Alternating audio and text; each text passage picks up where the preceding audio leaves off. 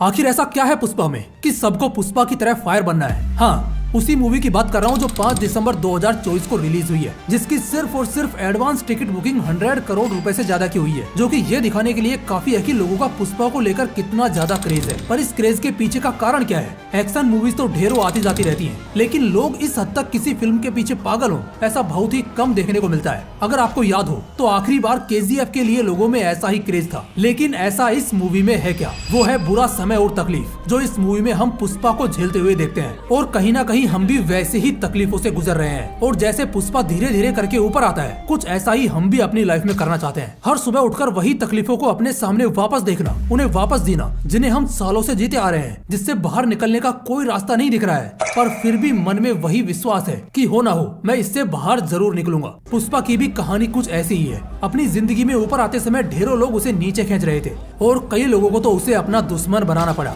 और ऐसा हमारे साथ भी होता है, भले ही अपने टॉक्सिक जॉब को छोड़कर बिजनेस स्टार्ट करने का इरादा हो या फिर सभी के सोच से हटकर अपने सपने को फॉलो करने की बात हो। इन सभी चीजों में आप अपने साथ किसी को भी खड़ा नहीं पाओगे, पर तुम्हारे अगेंस्ट सभी खड़े रहेंगे। और यही वो वक्त होता है जब तुम अपनी लाइफ के पुष्पा बनो। पुष्पा सिर्फ एक मूवी का कैरेक्टर नहीं है, ये पर्सनैलिटी है, जो कि आज की इस मतलबी और द्वेष से भरी दुनिया में जीने के लिए बहुत जरूरी है। यहाँ पर डर के बैठने से आगे नहीं बढ़ा जा सकता। अगर अपने सपने को जीना है तो इसी वक्त अपने कंफर्ट जोन से बाहर आकर पुष्पा बनना होगा।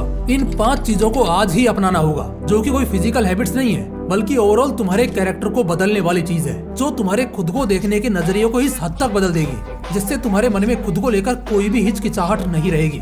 एंड आई प्रॉमिस कि तुम इसके बाद फ्यूचर में कितनी भी बुरी सिचुएशन में क्यों ना आ जाओ, ये चीजें तुम्हें कभी झुकने नहीं देगी। जिनमें नंबर 5 है लोगों को अपने साथ लाना। आजकल मैंने गौर किया है कि हर जगह सिग्मा बनने का ट्रेंड चल रहा है। सिग्मा के नाम पर अजीब अजीब चीजें करने के लिए कहा जा रहा है, जिनमें से एक है अकेले रहा करो। देखो, अकेला होना और जानबूझकर अकेले रहना दोनों में बहुत फर्क होता है। जबकि अगर तुम अपने कॉलेज या ऑफिस में देखो, तब उस लड़के पर कोई ध्यान नहीं देता जो अकेले आकर बैठता है और काम खत्म होने के बाद वापस चला जाता है। पर वही तुम्हारे मॉनिटर या प्रोजेक्ट मैनेजर को देखकर लोग उनकी तरह बनना चाहते हैं। इसका कारण है कि हम इंसान हमेशा से झुंड में रहते आए हैं, और भले ही वह आदमी अच्छा हो या बुरा, लेकिन हम हमेशा उसकी तरह ही बनना चाहते हैं, जो कि इस झुंड को कंट्रोल करता है। अब बेशक तुम इसे सुनकर ना तो अगले दिन अपने क्लास के मॉनिटर बन जाओगे और ना ही प्रोजेक्ट मैनेजर, पर जो चीज तुम्हारे हाथों में है वो ये है कि तुम लोगों से दोस्ती बढ़ा सकते हो, अपने सीनियर से फ्रेंडली इंटरेक्शन कर सकते हो, इन सबको हमेशा ऐसा एहसास दिला सकते हो कि तुम बहुत ही अच्छे नेचर वाले हो और हमेशा उनके लिए अच्छा ही सोचते हो, और तुम्हारी वजह से उनको बहुत फायदा हो सकता है। ऐसा ही तुमने पुष्पा के फर्स्ट पार्ट के स्टार्टिंग में देखा होगा, जब पुलिस वाले अचानक से जंगल में सभी को पकड़ने के लिए जाते हैं, तब पुष्पा ही होता है जो सभी को एक साथ खड़े रहने के लिए कहता है। भले ही वो दुनिया के लिए कितना भी बुरा हो, पर अपने उन लोगों के लिए कभी उसने बुरा नहीं किया। और इसी वजह से मूवी के एंड तक पुष्पा के पास एक तरह से खुद की फौज बन जाती है, जबकि पुष्पा के दुश्मनों के पास ऐसी कोई फौज नहीं थी, क्योंकि उन्होंने सिर्फ पैसों से लोगों को खुद के पास जोड़ रखा था, अपनेपन से नहीं। बस इसीलिए लोगों को चापलूसी से नहीं, बल्कि सच्ची दोस्ती से जोड़ो। हाँ, तुम्हें गलत लोगों को इसमें नहीं जोड़ना है, पर इस माइंड सेट के साथ नहीं बैठे रहना है कि मेरे सिर्फ 4 ही दोस्त हैं और इनके अलावा मैं किसी और से दोस्ती ही नहीं करूंगा, क्योंकि फिर तुम एक तरह से बस उन 4 के लिए ही एग्जिस्ट करोगे। अब इसी से मिलता जुलता नंबर 4 है, जो कि है अपने कैरेक्टर को कभी मत छोड़ना।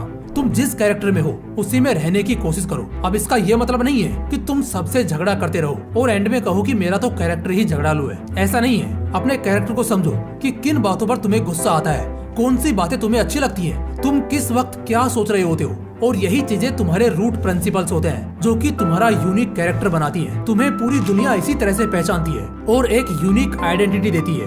पर वहीं अगर तुम अलग अलग लोगों के हिसाब से अपने कैरेक्टर को बदलते रहे, तब तुम अपनी कभी भी यूनिक आइडेंटिटी नहीं बना पाओगे। मान लो तुमने किसी से कोई बात कही और वो बात उसे अच्छी नहीं लगी, और तुम इस वजह से उससे वैसे ही बात करो जो कि उसे अच्छी लगे, तो फिर इसे ही कहते हैं अपने कैरेक्टर को छोड़ना। पर उसी वक्त क्या तुम ये सोचते हो कि क्या सामने वाला भी तुम्हारे लिए अपने कैरेक्टर को छोड़ रहा है? जिसका जवाब है नहीं। हाँ, इसे कई बार ऐसा हो सकता है कि तुम ज्यादा लोगों को अपने करीब ना रख पाओ, क्योंकि हर किसी को तुम्हारा कैरेक्टर पसंद नहीं आएगा। पर जिन लोगों को तुम्हारे कैरेक्टर से कोई तकलीफ नहीं है, एटलीस्ट उनके लिए तुम सबसे अलग रहोगे, जैसे कि पुष्पा अपनी पूरी कहानी में होता है। पर क्या हो जब तुम्हारे आसपास सभी वैसे ही लोग हैं जिन्हें तुम्हारा कैरेक्टर पसंद नहीं है, जिन्हें तुम ग्रो करते हुए अच्छे नहीं लगते? ऐसे में तुम्हें क्या करना चाहिए? तो इसी का जवाब है नंबर 3, जो कि है समय के साथ चलना। पुष्पा पार्ट 1 में तुम्हें शायद ऐसा लगा होगा कि पुष्पा सिर्फ अपने मन की करता है, उसे जब जो पसंद आए वो वही करता है, लेकिन असल में पुष्पा बहुत ही स्मार्ट कैरेक्टर है। वो सभी चीजें प्लान करके रखता है। उसे पता है कि समय के साथ किस पर उसे दबाव दिखाना है और किसके सामने शांत रहना है। पुष्पा जब लाल चंदन के बिजनेस में आया था तभी से उसके दिमाग में ये क्लियर था कि उसे बिजनेस का राजा बनना है। पर अगर वो शुरुआत में ही अपना ये इरादा दिखा देता तब कभी वो राजा बन ही नहीं पाता। ऐसा ही बिल्कुल उसने मूवी के एंडिंग में उस पुलिस ऑफिसर के सामने किया कि जब समय उसके साथ नहीं था तब वो शांत रहा, लेकिन समय आते ही उसने अपना कैरेक्टर उसे दिखाया। यही चीजें तुम्हें भी सीखनी है। अपने कैरेक्टर में रहो, लेकिन समय की परिस्थितियों को समझकर। ऐसा हो सकता है कि तुम्हारे आसपास तुमसे नफरत करने वाले लोग ज्यादा हो, जो अपने मन में कुछ और रखते हैं और तुम्हारे सामने कुछ और नाटक करते हैं। ऐसे लोगों के साथ तुम्हें अपना कैरेक्टर बचाने के लिए झगड़ा मोल नहीं लेना है, बल्कि फिर तुम्हें भी उनकी ही तरह नाटक करना है। तुम्हें परिस्थिति को समझना है कि तुम सभी से इस वक्त झगड़ा मोल लेने के लायक नहीं हो, पर तुम एक्ट कर सकते हो, नाटक कर सकते हो, जब तक समय तुम्हारे हिसाब से नहीं चल रहा। इसलिए समय के हिसाब से चलो जब तक तुम अपने समय को कंट्रोल ना कर पाओ। इसी के साथ हम आते हैं नंबर 2 पर, जो कि है रिस्क लेना सीखो। तुम सोचकर देखो कि तुम जहाँ पर काम करते हो वहाँ तुम्हारे साथ कितने सारे लोग काम करते हैं, जिनके दिमाग में कितने सारे आइडियाज आते हैं, जिससे हो सकता है कि शायद वो अपनी जिंदगी बदल दे, पर इसी डर की वजह से कि कहीं वो आइडिया फेल हो गया या उसने उस तरह काम नहीं किया जिस तरह मैंने सोचा है, इस डर की वजह से वो अपने नॉर्मल जॉब में ही फंसे रहते हैं। और बहुत चांसेस है कि तुम भी ऐसा ही कर रहे होंगे। तुम्हें भी कुछ पढ़ा करना है, लेकिन तुम डरे हुए हो।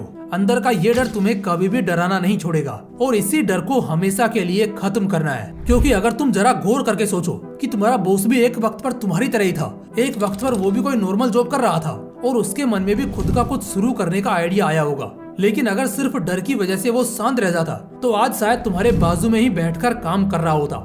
हाँ, इन बातों का ये मतलब नहीं है कि तुम बिना सोचे समझे अपने किसी भी आइडिया या पैशन को फॉलो करने लगो। पहले सब कुछ जान लो कि क्या सच में तुम्हारे पास वो आइडिया है जिससे तुम एक न्यू जर्नी स्टार्ट करने वाले हो। अगर इसका जवाब हाँ है, लेकिन तुम्हारे अंदर बस इसी बात का डर है कि मैं कहीं फेल तो नहीं हो जाऊंगा, तो फिर तुम्हें जरूर रिस्क लेना चाहिए। पुष्पा में तुमने गौर किया होगा कि पुष्पा का कैरेक्टर हर रिस्क लेने के लिए तैयार होता है। उसके पास अच्छे खासे पैसे आ जाते हैं, वो एक बहुत अच्छी लाइफ जी रहा होता है, लेकिन और बड़ा पाने की चाह उसकी रुकती नहीं है, जिस वजह से वो और रिस्क लेता है और खुद को साबित करके दिखाता है। और ऐसा ही तुम्हें भी करना है। अब आते हैं नंबर 1 पर, कभी झुकना मत। जैसे वो डायलॉग है ना पुष्पा का कि झुकेगा नहीं साला, अब समझो इसका मतलब क्या है। बहुत आसानी से इसका गलत मतलब निकाला जा सकता है। झुकेगा नहीं का ये मतलब नहीं है कि तुम किसी वजह से किसी के अगेंस्ट चले जाओ और फिर सोचो कि मैं कभी झुकेगा नहीं, जो कि बिल्कुल गलत है। और असल में ये तुम्हारे प्रॉब्लम्स और तुम्हारे कैरेक्टर के बीच की लड़ाई है। शायद ही कोई ऐसा दिन गया होगा जब तुम्हारे लाइफ में कोई छोटी या बड़ी प्रॉब्लम ना आई हो। जिनमें छोटी प्रॉब्लम को तो हम संभाल लेते हैं, लेकिन बड़े प्रॉब्लम्स पर हमारे मन में शंका आने लगती है। हम सोचने लगते हैं कि क्या हम कभी इससे बाहर आ भी पाएंगे।